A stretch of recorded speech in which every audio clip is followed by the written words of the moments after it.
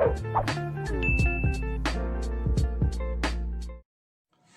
Guys, welcome to yet another video. आज का जो टॉपिक मैंने सेलेक्ट किया है बेटा, ये है हाइड्रेशन। और ये टॉपिक असल में book 1 chapter solution and electrolyte से बिलोंग करता है। सबसे पहले आज हम हाइड्रेशन की डेफिनेशन पढ़ते हैं और फिर उसके बाद उसको डिटेल में डिस्कस करेंगे। तो बेटा, हाइड्रेशन का मतलब क्या होता है? इसका मतलब ये होता है कि एक ऐसा प्रोसेस जिसमें जो सॉल्यूट के आयंस या फिर मॉलिक्यूल्स हैं उनको वाटर के मॉलिक्यूल्स सराउंड कर लें, मतलब चारों तरफ से घेर लें। इस प्रोसेस को जो है वो हाइड्रेशन कहा जाता है। तो बेटा, हाइड्रेशन में ये होता है कि वाटर एक सॉल्वेंट है, ठीक है, और वाटर में जब कोई सॉल्यूट ऐड होता है, खास तौर पे कोई आयनिक सब्सटेंस, तो उस आयनिक सब्सटेंस के जो आयंस हैं उनको वाटर के मॉलिक्यूल्स चारों तरफ से क्या कर लेते हैं बेटा? सराउंड कर लेते हैं। और ऐसे आयंस जो है वो हाइड्रेटेड आयंस कहलाते हैं और इस प्रोसेस को हाइड्रेशन कहा जाता है। इसको एक एग्जाम्पल से समझते हैं बेटा, लेकिन वो एग्जाम्पल समझने से पहले आपको एक बात याद होनी चाहिए कि वाटर एक यूनिवर्सल सॉल्वेंट है और water most of the solutes को डिसॉल्व कर सकता है। उसका एक बहुत इंपॉर्टेंट रीजन है, वो ये कि वाटर पोलर इन नेचर है। वाटर में पोल्स पाए जाते हैं। जैसे कि आप सब ने बॉन्डिंग पढ़ी हुई, तो आपको अंदाजा होना चाहिए कि पोलर मॉलिक्यूल क्या होते हैं। तो अगर आप वाटर को देखें तो बेटा, वाटर में पोल्स पाए जाते हैं जिसपे ऑक्सीजन मोर इलेक्ट्रोनेगेटिव होने की वजह से उस पर पार्शियल नेगेटिव पोल होता है और हाइड्रोजन लेस इलेक्ट्रोनेगेटिव होने की वजह से उस पर पार्शियल पॉजिटिव पोल होता है, ठीक है। तो अगर मैं कोई आयनिक सब्सटेंस लेता हूं, फॉर एग्जांपल अगर मैं बात करता हूं बेटा एक आयनिक सॉल्ट की, तो यहां पर एक आयनिक सॉल्ट जिसकी मैं आज आपको एग्जांपल दूंगा वो है कॉपर क्लोराइड, ठीक है ना। अब ये जो कॉपर क्लोराइड है, इसमें जो कॉपर का आयन है उसके ऊपर 2+ चार्ज है। ये जब आयनिक सब्सटेंस वाटर के अंदर डिसॉल्व होगा तो उसके आयन्स एक दूसरे से अलग हो जाएंगे और फिर इस आयन को, जैसे कि फॉर एग्जांपल कॉपर के आयन को चारों तरफ से वाटर के मॉलिक्यूल सराउंड कर लेंगे। और इसका रीजन क्या है? इसका रीजन ये है कि बेटा वाटर के मॉलिक्यूल्स भी पोलर होते हैं। तो ये रहा एक वाटर का मॉलिक्यूल जो मैं यहां पर बना रहा हूं, ये रहा दूसरा वाटर का मॉलिक्यूल, ये रहा तीसरा वाटर का मॉलिक्यूल और ये रहा चौथा वाटर का मॉलिक्यूल। अभी जो 4 वाटर के मॉलिक्यूल्स हैं, अभी मैंने आपको बताया कि वाटर का एक बहुत इंपॉर्टेंट कैरेक्टर जो कि इसको एज अ गुड सॉल्वेंट के तौर पर काम करने में मदद करता है वो है इसका पोलर नेचर। तो बेटा वाटर पोलर इन नेचर है, जिसमें हाइड्रोजन के ऊपर पार्शियल पॉजिटिव और ऑक्सीजन के ऊपर जो है वो पार्शियल नेगेटिव पोल मौजूद होगा।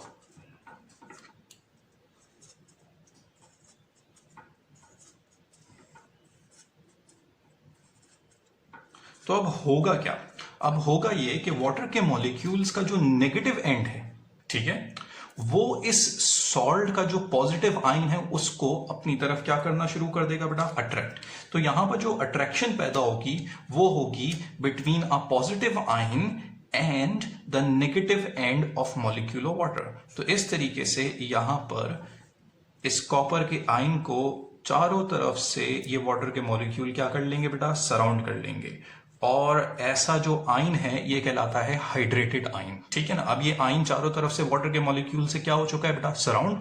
तो ऐसा आयन जो है वो क्या कहलाएगा? Hydrated ion. और इस प्रोसेस को क्या कहा जाता है? हाइड्रेशन कहा जाता है।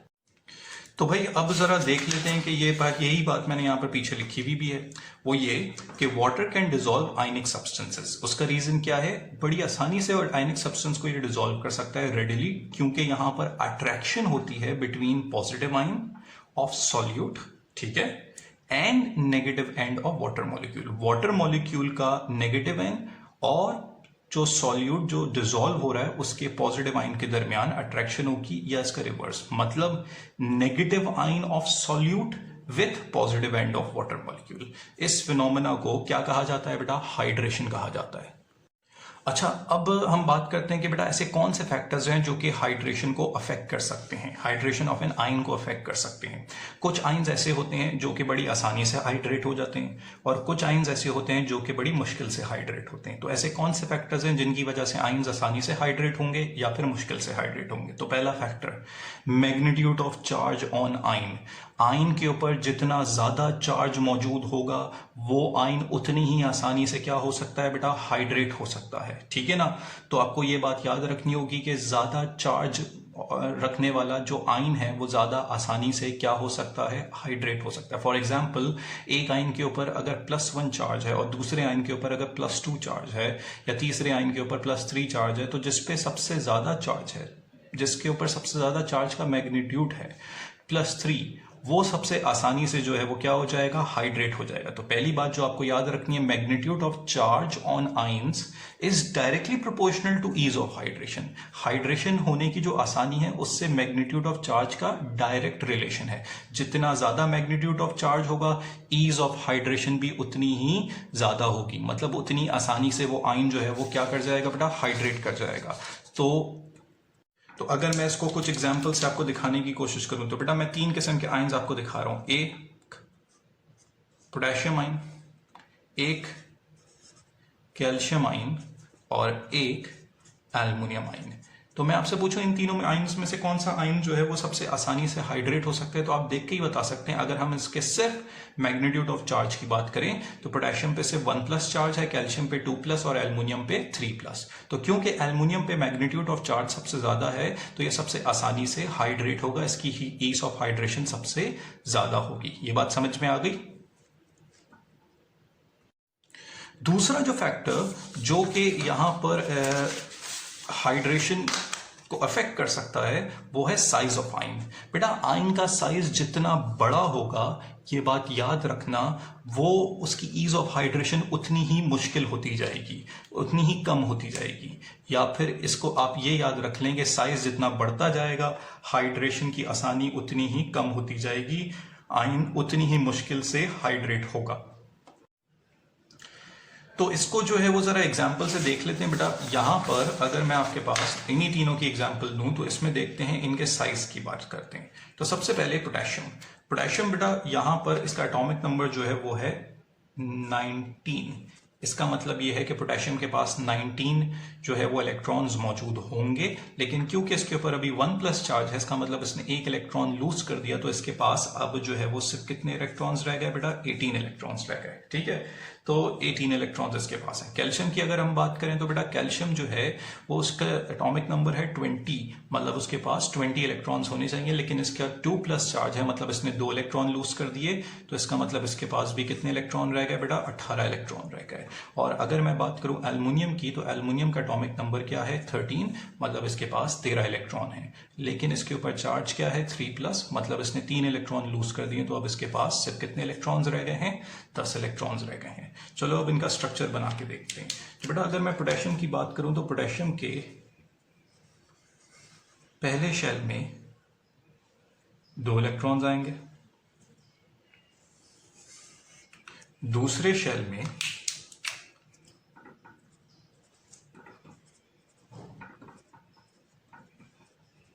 8 इलेक्ट्रॉन्स आएंगे, 10 हो गए। तीसरे शेल में भी 8 इलेक्ट्रॉन्स आएंगे, तो टोटल नंबर ऑफ इलेक्ट्रॉन्स हो गए 18। ठीक है, अगर मैं कैल्शियम की बात करूं,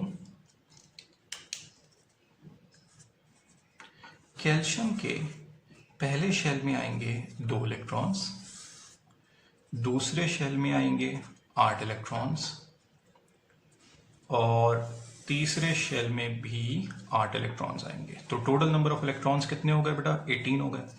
लेकिन अगर आप गौर करें, मैंने पोटेशियम के मुकाबले में कैल्शियम का साइज थोड़ा सा छोटा बनाया। उसका रीजन ये है कि कैल्शियम के ऊपर जो नंबर ऑफ प्रोटॉन्स हैं वो ज्यादा हैं एज कंपेयर टू पोटेशियम।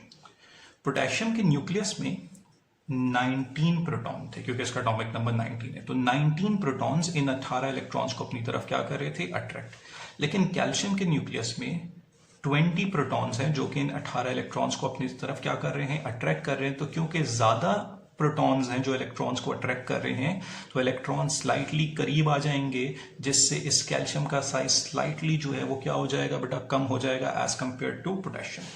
अगर मैं एल्युमिनियम की बात करूं तो बेटा एल्युमिनियम के पास सिर्फ 10 इलेक्ट्रॉन है, तो पहले शेल में तो सिर्फ 2 इलेक्ट्रॉन होंगे और दूसरे शेल में आपके पास 8 इलेक्ट्रॉन्स होंगे।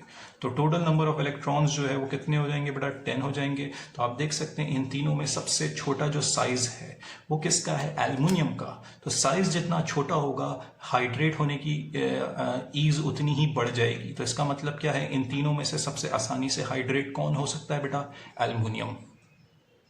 तो भाई चलो अब इसको देख लेते हैं एक मरतबा पहले। वो ये कि आसान लफ्जों में वो ये कि आयंस का चार्ज जितना ज्यादा होगा और उनका साइज जितना क्या होगा बेटा, कम, ठीक है।